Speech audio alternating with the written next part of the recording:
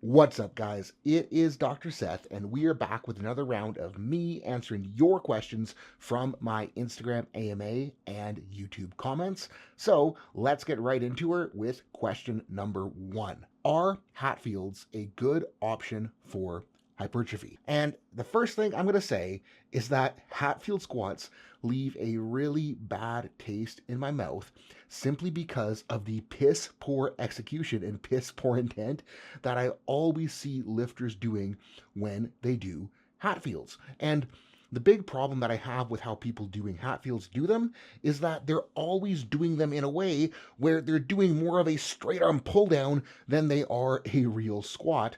And they're doing them in a way that they're almost taking away from the leg intent because they're just altering the groove by holding on to the thing. They're pulling themselves up. They're cheating away from actually contracting the weight up. And if we are trying to run a squat variation for leg hypertrophy and we're cheating away from the legs and we're not moving the weight with as much leg as possible, then it's not going to be a very good option for hypertrophy. So if you're doing Hatfield squats that way, you are wasting your freaking time. But that does not mean that Hatfield squat is a total waste of time, because if we do them in a way where we're using the handhold, we're using the stability, we're using the balance control to help push us into more quad, to help us load into the legs more, and to help keep the weight in the legs, then that can become a very good option for hypertrophy if they are done with perfect intent. And that is a very big if, because it is so easy to start to cheat away from the intent that we want if we do want to grow our legs. So if you can do Hatfield squats in a manner that puts them more into your quads than you could with a regular SSB squat or a regular high bar squat, then yeah, sure, they are great, but I don't want to see lifters squatting, 100 pounds over their comp squat max on Hatfield squat for reps and then wondering why their legs are not growing. And question two is a topical one because I literally just got back from spending 30 minutes on a stair mill before setting up the cameras. Question two, hi doc, how would you get a powerlifter fitter and get him to have better workload capacity? And the easiest way to bring up work capacity is to just do some sort of cardiovascular training so that your cardiovascular system is in better shape so that you can handle more in the gym. And like I said, I just got finished on the stair mill. All I did for that is I went 1 minute at a pretty hard pace, 1 minute at a pretty low pace, and I just alternated 1 minute on, 1 minute off until I accumulated 30 minutes. Now, that isn't the only option you can do for a powerlifter, because if you're out of shape, a stair mill is a pretty gnarly option and an easy place for most people to start if they aren't doing any sort of cardiovascular work at all, especially if they're a bigger dude, is just go for a stroll. And if you are a bigger dude, if you are someone who their low back pumps up like crazy every time they take a few steps, easy way to build into walking is literally just going to be going until you get a low back bump. Chill out for a minute or so, go again until you die of a low back bump. Chill out for a minute or so, go again until you die of a low back bump. And at that point, you might want to turn around and start heading home because you don't want to get too far from home and need to lay on the ground and call your wife to pick you up because your low back is that pumped up. But that can be an easy entry point, is just walking until it gets kind of shitty, stopping, taking a little break, walking until it gets kind of shitty, stopping, taking a little break. And over time, you can make your intervals of walking longer. You can make your break shorter until you can actually just go for a walk, which is such basic conditioning level that I feel like I almost shouldn't have to be talking about this, but there are a lot of lifters, especially the bigger dudes, that are out of shape. Now, the requisite level of conditioning to powerlift is very low, and that's why lifters can get away with being that deconditioned. But if we can at least get ourselves to the point where we can handle walking, your training will go that much better and your life will be that much shitty. Now, obviously, with me doing the stair mill, I am an advocate of being in better shape, and I do like to see lifters start pushing conditioning work harder as long as it isn't getting in the way of their training and they can slowly titrate up intensity, they can slowly progress their way towards towards doing things like a sled. They can slowly progress their way towards doing light-weighted carries for time. They can slowly progress their way towards doing things like intervals on a stair mill. And the reason that I am such a fan of doing conditioning work and keeping conditioning work in pretty much year-round is that the better shape I'm in, the more volume I can tolerate in the gym, and the less detrimental each training session is to my recovery because I'm in better shape and then I can recover better from it. The training sessions themselves are less stressful because my whole system is more ready to go, and then I recover faster again because my system is more ready to recover because I am in better shape, and it ends up just being a win-win. Now, obviously, as a powerlifter, I don't need to be a CrossFitter, I don't need to be a marathon runner, so I'm not trying to get into exceptional shape, but I do want to be in good enough shape that I can handle training, that I can handle my speed squats, that I can handle just pushing hard on accessories, and with what I'm doing with the stair mill 4 times a week, that nails it down for me. And question 3 is another big dude question. How can I reach squat depth as a big guy? I feel like my hams are crushing my calves. And truth is, Dan Bell can hit squat depth, and Dan Bell is the largest human I have ever seen in person and has calves that are bigger than my giant freaking head. So if Dan Bell can hit depth, I don't think there is a single person on earth that is limited by their size alone in their ability to hit depth. Now, if you are squatting and you feel like your calves are binding up against your hamstrings and that is preventing depth, it might be a technical problem rather than a pure there's not enough space for you to get down there problem. And if you are finding that your calves are binding against your hamstrings, it's more than likely that you have too much forward knee travel for your leverages. And if we did alter technique, either to widen up your stance to make more room for your legs, or if we had a little bit more sit back to get more hips into it, that could be an easy option to give you the room to get to the bottom. Now, if you don't have the flexibility to widen your stance, if you don't have the flexibility to put more hips into your squat, then we might need to work on flexibility, but since I haven't seen your squat, I can't comment too much further. And the next question is one from the YouTube comments. Any chance we can get tips for Dequervain's Tenosynovitis? 1.5 and 2 cortisol shots are no help. And for those of you who don't know what Dequervain's is, it's basically when this area of your thumb, hand, wrist is all hurty. And there's this test they teach you called Finkelstein's test where you grab onto your thumb, you cock your wrist over, and most people, they're going to get a positive on this test because pretty much no matter what, when you do this, this area is going to hurt. It doesn't necessarily mean that you have a problem. It just means that you are human. Now, if that area hurts and that area is jacked up, the easiest thing that we can do is start to train that area and start to train the tendons that run through here. 2 options for us. Number 1 is to hook a band on your thumb and literally just train yourself giving thumbs up against that band tension. You're probably going to have to start with like a micro mini. You won't need a lot of load, but just doing a little bit of work like that should help to build tolerance in that area. Another thing that I like is if we do a hammer curl leading with the wrist. And what I mean by leading with the wrist is when we're doing the hammer curl, we're going to let the wrist go, we're going to pull the wrist back up, and then we're going to perform that hammer curl. And again, that should help build tolerance through that area so that it can handle more work. And if that area can handle more work, it should start to feel better because that is going to cause all the tendons and shit in there to start to adapt positively for us. And we're going to get into some training questions now. So, would/when do you overload with chains? 110%, 120%, or never? So I think that one of the biggest misconceptions when it comes to accommodating resistance is the idea of overload. Now, whether it be from bands, whether it be from chains, yes, the top of the lift will be heavier than the bottom because as we're raising up, the bar is going to get heavier because more chains are picking up off the ground. The bar is going to be heavier because we're pushing into more band tension.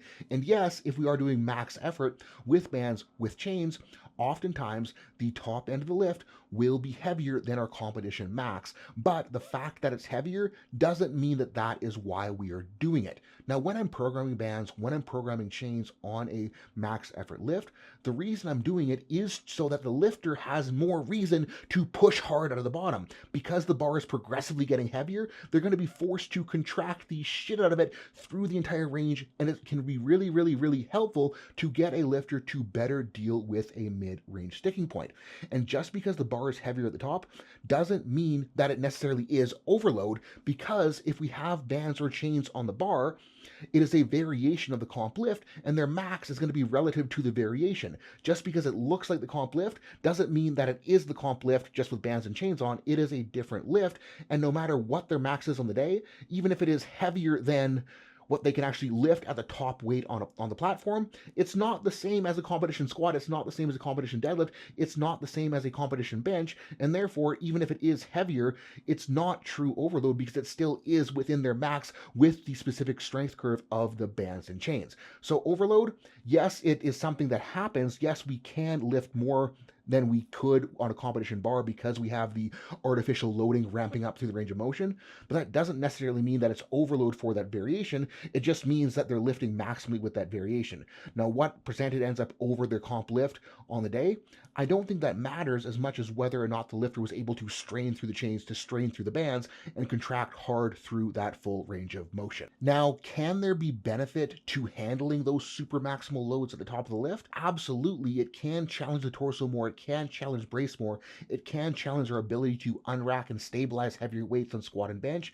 It can challenge our ability to fight through heavier weights at the top of the deadlift. But again, I want to reiterate, the fact that it's heavier at the top, the fact that it's above the max, is not why we're doing it. We're doing it to give a lifter the reason to push harder through the initial parts of that range of motion so that they have a fighting chance to actually finish that lift. And we're going to get into some more conjugate questions now. So, how often should you run the same variation for max effort? And how do you know that you're stronger, not just more skilled?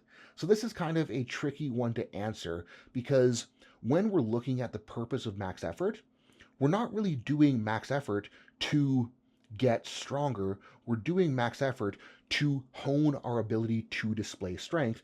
And a big, big, big part of that is going to be the aspect of skill in displaying strength, because displaying strength is a skill.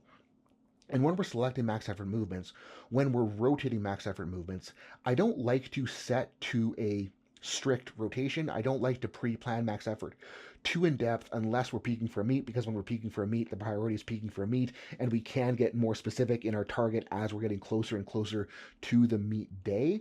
But in general, when I'm picking out max effort movements, I want to pick it out based on what I'm seeing in training, based on what I saw in the previous week's max effort, based on what I'm seeing with my accessories, based on what I'm seeing with my speed work.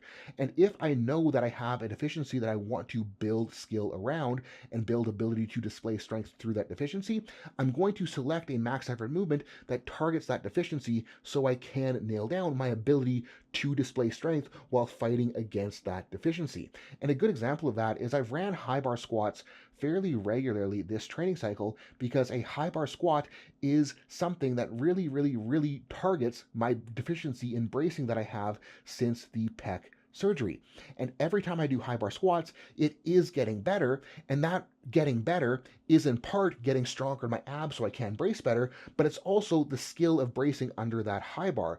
And getting more skilled in that high bar, getting more skilled at the brace of that high bar, that skill is going to carry back over to my comp squat, which should allow me to display strength better on the comp squat. So I don't think that getting more skill proficient on max effort movements, if we are running them regularly, is a bad thing, especially if they're a movement where the skill deficiency on that movement is something we need to improve for a comp lift. But where lifters go wrong is if they're just like picking the same variation over and over and over again and getting better and better and better at that variation, but that variation isn't targeting what they need more of on their squats. An example of that for me would be a cambered bar squat, because I'm just really freaking strong with a cambered bar. A cambered bar really, really, really caters itself to how I used to squat as a multiply lifter, and I can just move freaking ridiculous amounts of weight in a raw squat with that camber bar because of the strength I built as a multiply lifter. Now, in experience, I know that that cambered bar strength does not show back up on my comp lift. So if I kept developing towards a cambered bar, it would not help my comp squat. It never has helped my comp squat as a raw lifter. And I've had many unsuccessful meet preps because I want to believe that if I can do something ridiculous on a cambered bar, it will carry back over to my actual squat. And I have been very disappointed every time I prioritized cambered bars heavily in my training. So it's not a matter of building skill versus getting stronger is a bad thing, because strength in a way is a skill, and if we select max effort movements that target the skill deficiency, we will move in the right direction, even if the weight is going up simply because of skill, not because of strength, because strength display on the platform is both being brute strong and being technical enough that you actually can display it. And when it comes to that set rotation thing, I'm going to come back to the original question. Run a movement enough that you know that things are working well. And that might mean running it, more often in the beginning when you're trying to really dial something down, like I have been recently with high bar stuff, or it might mean spreading it out and kind of like keeping a variation in that you know is indicative of your ability to display strength at a relatively regular interval, whether that be 6 weeks, whether that be 8 weeks, whether that be 12 weeks. It can be a good way to kind of check up on how things are doing. And off the back of that question, do you often run straight comp lifts as max effort work during your prep, or do you trust your variations? And I think that for me, what it comes down to is the better built I am for a lift, the more I can trust the skill transfer of variations. Because on squats, like I can run a box squat and have a free squat immediately feel better the very next session.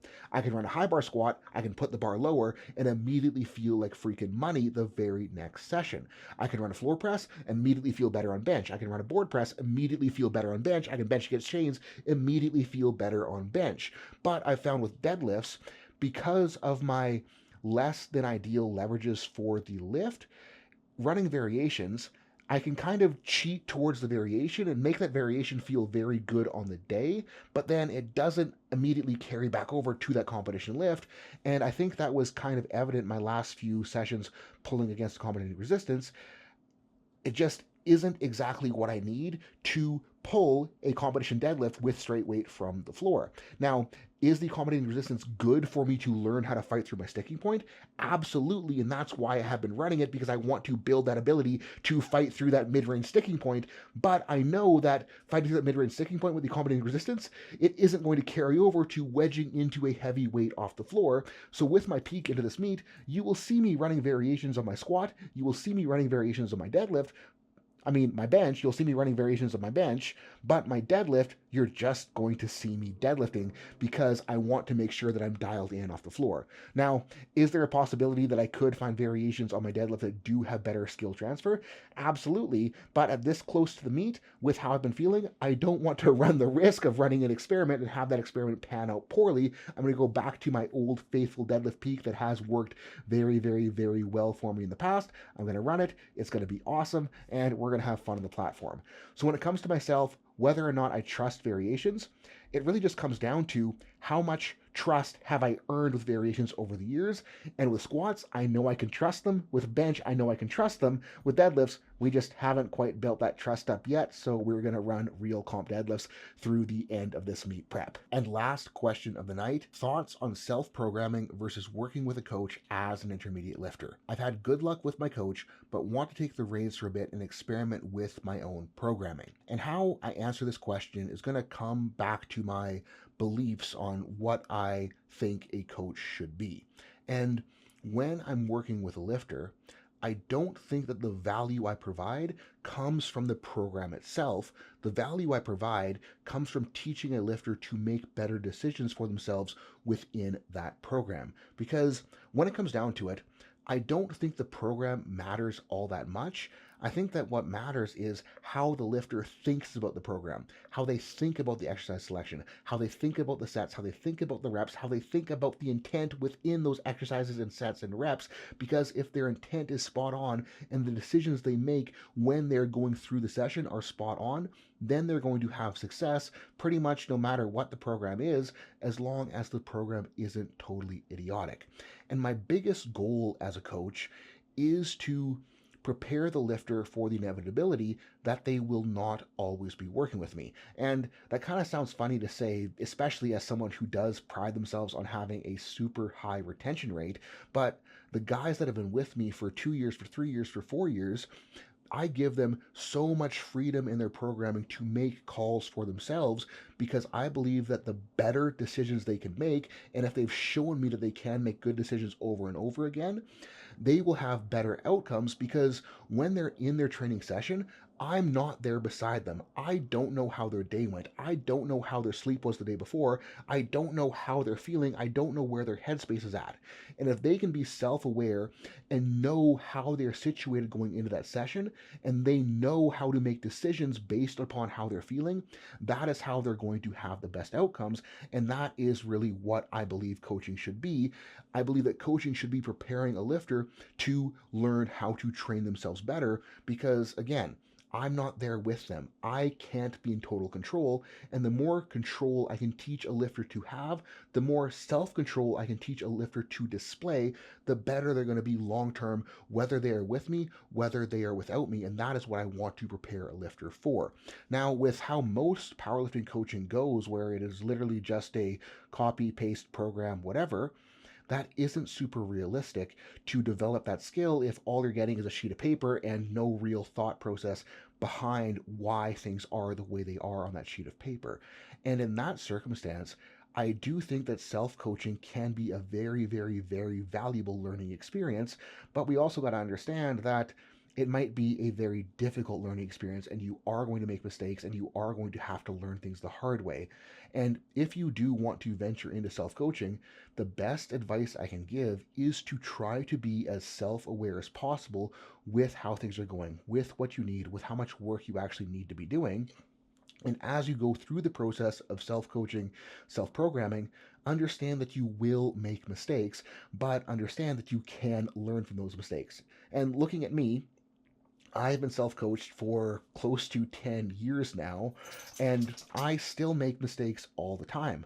But I also know that those mistakes are not the end of the world, and I also know that by making those mistakes, I can learn from them and not make the same mistake over and over again, and that can help me get better as a lifter.